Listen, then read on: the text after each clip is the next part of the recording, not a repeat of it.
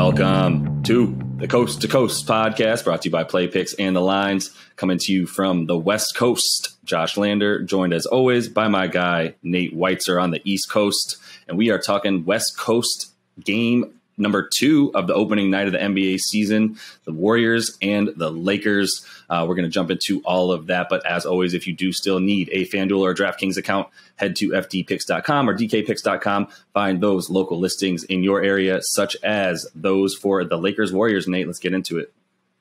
Yeah, the Lakers are 3.5-point favorites in most spots. I've seen them up to 4 points. Some places minus 155 on the money line.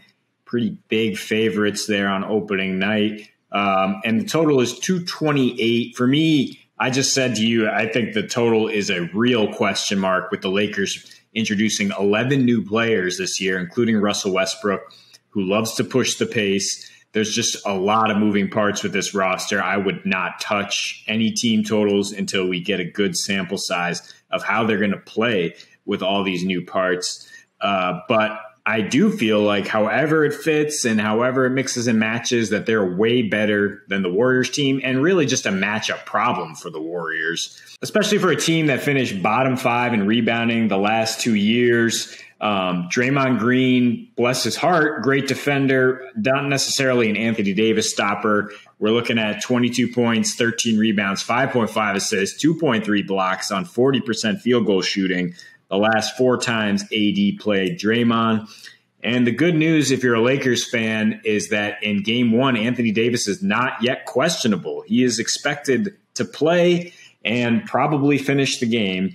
But yeah, if you look at the meetings last year, Josh, the Dubs won 115 to 113. Great.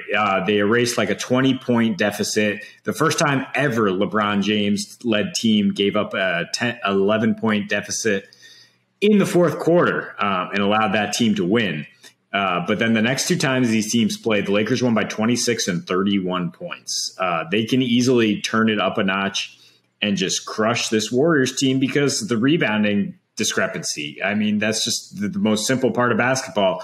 The Lakers in a down year were still 7th in points in the paint, 8th in scoring margin, 2nd in scoring defense, 3rd in three-point defense, and 1st in fourth quarter defense down the stretch. They can put the clamps on, and I'll let you take over there because I know they don't have KCP or Caruso anymore. So obviously it's going to be a different cast of characters trying to slow down Steph Curry, the 3-point god, three-point god, threes, if you will. Yeah. I mean, yeah, I still think that the makeup of this team is one that can still really lock up Steph Curry. When you consider, I mean, honestly, guys like Kent Bazemore are going to be in there. I mean, Rondo's going to get some time on him. Obviously Westbrook's going to be there when they really want someone that's, I think is going to be probably starting on him. And then at any key moment of the game, that's going to be who's guarding him. And until Russ shows that he's, starting to break down at any point in his career,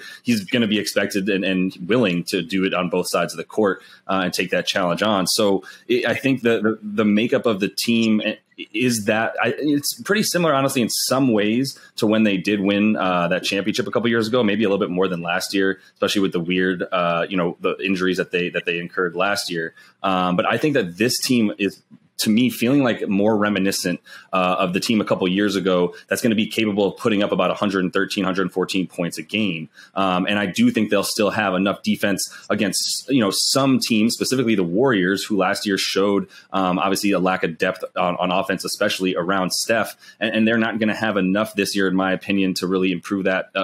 Look, Jordan Poole is going to be a lot better. And I'll start off by giving him his due there. But it's not going to be enough of an increase in terms of the offensive efficiency around Steph to really be able to help him. And that's what really led him into, being either double teamed or switches that weren't working last year for him against the Lakers, because they do have enough length. And it really, at the end of the day, is LeBron and AD healthy on the same team playing defense. I think they're going to be in the top 5 with that duo right there. And I do think they'll have a lot more offense, which is what they obviously showed that they desired with their offseason moves this year. This offseason, it wasn't for increasing their defense, that's for sure. So I think I'm still liking the under in this game.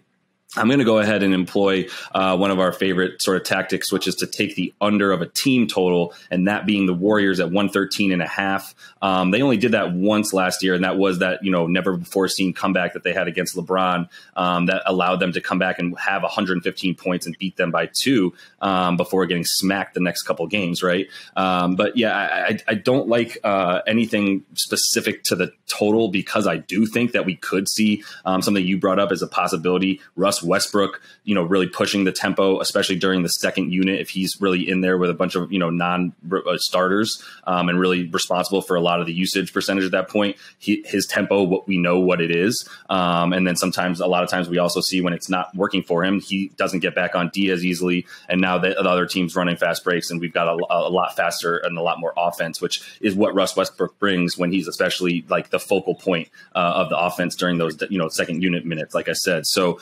right off the bat, I'm looking team total under for the Dubs, and more likely for me to happen. What's going to happen in this game is a Lakers blowout. I know that we're not used to seeing there's going to be 11 new players on the roster. To your point, and a lot of those in the rotation. But once you have the stability of AD and LeBron year 3 together, I'm feeling really, really good about what they're going to do, and I think they're going to be a lot, pretty much around a 55 win team this season. Yeah, LeBron, it's another like that whole washed king thing from 2 years ago. It's another bulletin board season for him to bounce back from last year. And I think he is once again in great shape. I think this season is going to be kind of his swan song, maybe the final last gasp for a title from one of the all-time greats. He's 0-3 in openers since joining the Lakers. And I think that's going to stop here. I think they're going to make a concerted effort to come out of the gates strong here and prove their supremacy in a Western Conference that's there for the taking. And are you thinking real quick? Are you thinking money line or serving up those 3.5, 4 points? I'll take the spread. No question for me. I think that they can win this one handily. I think Davis will just control the paint on both ends, and they'll win by at least 8 points. Yeah. And Westbrook has done a pretty good job on Steph Curry in their last 2 meetings. Steph averaging 25 points per game, which is a good job considering he only shot 27% from 3 and 36% from the field. You have a lot of young guys looking to prove their worth, like you mentioned, some Kendrick Nunn, Malik Monk, and Bazemore, who knows Steph well.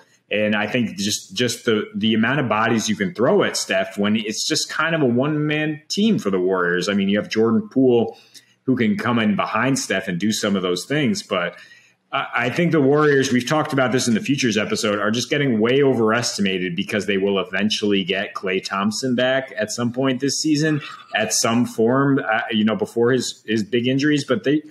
And because they finished the season strong last year, but they were still 8-16 against the spread when they're road dogs. They were just not a good road team until that final stretch where Steph went off. And the Lakers, while they were bad against the spread, they were straight up 40-16 when favored. And we're talking about 3-point spread. That's pretty negligible to me. It's hard to imagine them winning and not covering that. So absolutely, I would take the numbers. And just take the Lakers, maybe buy a couple points if you're really worried about it. But I was actually going to say sell a couple points, to be honest, because like I said, I foresee this season, being a lot more of a reminder to all of us that LeBron and AD as the core nucleus of your team. If you have 3 to 4 or 5 bench guys that are capable of being the 3rd and 4th scorers each night, and really we're saying 4th and 5th scorers, obviously behind Russ. At that point, it's just a rotation of guys. Insert whomever. A couple years ago was Danny Green, right? We saw some KCP games, et cetera. This year, I think you've got an improvement, especially on the offensive end. And when you've got that core nucleus of those 2 guys, like we mentioned, we're good to go. I'm not going to be fooled like I was at the very beginning of last season, where I thought Steph was going to be able to drag his team from the start to the finish. He did miss some games early, right, which really hurt them. And they're not much better of a team. There's too much chatter in the Bay about about, Nemanja Bjelica being someone to depend on and how good he is off the dribble, which was surprising to people. It's a lot of stuff that's just really hope. And Klay Thompson's name keeps getting brought up, in a way that's like he's a part of this team, but he's still not. He's still not taking the floor, and it's just too much to wonder about. So look, I was actually going to say sell a few points if you think this is going to be closer to double digits. If you take the Lakers -9 on DraftKings, you can get plus 245 on your money. You can get double your money all the way down to -8 or so for the Lake Show there, and I would consider that, sprinkling a bit on that, definitely taking the under on the Warriors team total. And really, if you're looking at it, it's funny because we're talking about Steph and we're saying he was held to 36% from three against the Lakers. There's nobody in the history of the game that you would ever use the word held to describe them shooting 36%, right? So, but it is less, he averaged less than five. Well, he averaged about 5 threes a game against the Lakers last year, which is about his average for the season. So I'm really scared of taking any kind of under, even on his points or his 3-pointers made. I would say, if anything, I kind of like his assists in this game. If he gets 6 of them, that's actually plus 130 on your money. So just a couple of the player props that I would consider there. Not sure if you were feeling anything for anybody specific there. No, I mean, I'm trying to keep it simple for this game and just expect a Lakers beatdown. I think maybe to that point, Anthony Davis at 23.5 points. I think when they roll, it's because he's just doing whatever he wants down low, and I would take that. But as far as there's just too many new pieces for the Lakers for me to take any sort of prop right away. I just want to see them win and start the season strong, as I'm sure they're going to try. For sure.